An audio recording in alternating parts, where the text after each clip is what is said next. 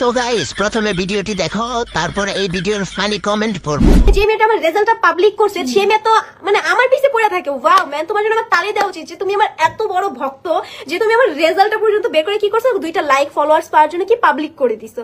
আচ্ছা এটা সত্যি কথা, নিজের মুখে বলতেছি, প্রাউডলি বলবো যে আমি 2 সাবজেক্টে ফেল করছি।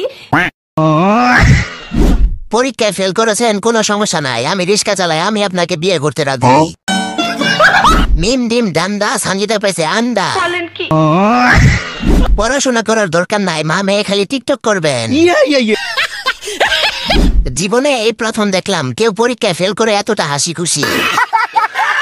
বুঝছি বোন, তোমার পড়াশোনা করতে হবে না, টিকটক করা চালিয়ে যাও, গোল্ডেন এ প্লাস পাবে। ঠিক বলেছো।